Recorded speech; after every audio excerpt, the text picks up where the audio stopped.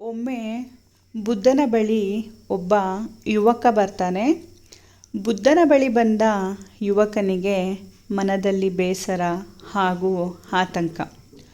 ಯುವಕನನ್ನು ಕಂಡ ಬುದ್ಧ ಯುವಕನ ಬಳಿ ಹೀಗಂತ ಕೇಳ್ತಾನೆ, ಏಕೆ ಇಷ್ಟೊಂದು ಬೇಸರವಾಗಿರುವೆ? ನಿನ್ನ ಆತಂಕಕ್ಕೆ ಕಾರಣವೇನೆಂದು ಕೇಳುತ್ತಾನೆ. ಅದಕ್ಕೆ ಯುವಕ ಹೀಗಂತ ಉತ್ತರಿಸುತ್ತಾನೆ, ಸ್ವಾಮಿ, ನಾನು ನನ್ನ ತಂದೆಯನ್ನು ಕಳೆದುಕೊಂಡು ವಾರಗಳಾದರೂ ಅವರು ನನ್ನನ್ನು ಅಗಲಿರುವ ದುಃಖ ನನ್ನಿಂದ ಮರೆಯಲು ಸಾಧ್ಯವಾಗುತ್ತಿಲ್ಲ. ಹಾಗೂ ಅವರು ಸ್ವರ್ಗಕ್ಕೆ ಹೋಗುವ ದಾರಿಯನ್ನು ಧಾರ್ಮಿಕ ವಿಧಿವಿಧಾನಗಳ ಮೂಲಕ ನಿಮ್ಮಿಂದಲೇ ನಡೆಸಿಕೊಳ್ಳಬೇಕೆಂಬುದು ನನ್ನ ಕೋರಿಕೆಯಾಗಿದೆ ಎಂದು ಬುದ್ಧನ ಬಳಿ ಯುವಕ ತನ್ನ ಪ್ರಸಂಗವನ್ನು ತಿಳಿಸುತ್ತಾನೆ. ಅದಕ್ಕೆ ಬುದ್ಧ ಹೀಗಂತ ಉತ್ತರಿಸುತ್ತಾನೆ, ಸರಿ, ಹಾಗಾದರೆ ನೀನು 2 ಮಡಿಕೆಗಳನ್ನು ಹಾಗೂ ಬೆಣ್ಣೆ ಮತ್ತು ಅಣಚುಕಲ್ಲುಗಳನ್ನು ತೆಗೆದುಕೊಂಡು ಬಾ ಎಂದು ಬುದ್ಧ ಧಾರ್ಮಿಕ ವಿಧಿವಿಧಾನಗಳನ್ನು ನಡೆಸಲು ಯುವಕನ ಬಳಿ ಹೇಳುತ್ತಾನೆ. ಬುದ್ಧ ಹೇಳಿದಂತೆಯೇ ಯುವಕ 2 ಮಣ್ಣಿನ ಮಡಿಕೆಗಳು ಮತ್ತು ಅಣಚುಕಲ್ಲುಗಳು ಮತ್ತು ಬೆಣ್ಣೆಯನ್ನು ತಂದು ಬುದ್ಧನ ಬಳಿ ನೀಡುತ್ತಾನೆ. ಬುದ್ಧ 2 ಮಡಿಕೆಯಲ್ಲಿ 1 ಮಡಿಕೆ ತುಂಬ ಅಣಚುಕಲ್ಲುಗಳನ್ನು ತುಂಬಿ ಮತ್ತೊಂದು ಮಡಿಕೆಯಲ್ಲಿ ಬೆಣ್ಣೆಯನ್ನು ತುಂಬುತ್ತಾನೆ.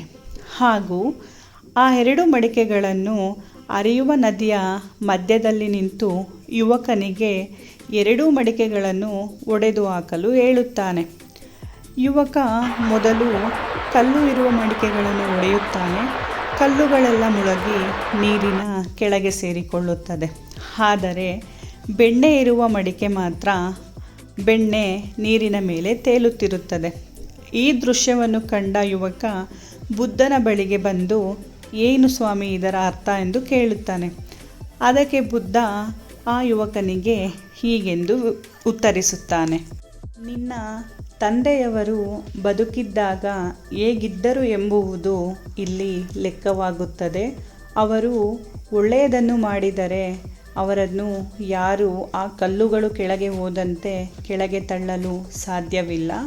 ಅವರು ಕೆಟ್ಟದ್ದನ್ನು ಮಾಡಿದರೆ ಕಲ್ಲುಗಳ ಹಾಗೆ ಮುಳುಗಿ ಕೆಳಗೆ ಹೋಗುತ್ತಾರೆ ಎಂದು ಕರ್ಮದ ನಿಯಮವನ್ನು ಬುದ್ಧ ಯುವಕನಿಗೆ ವಿವರಿಸಿದ.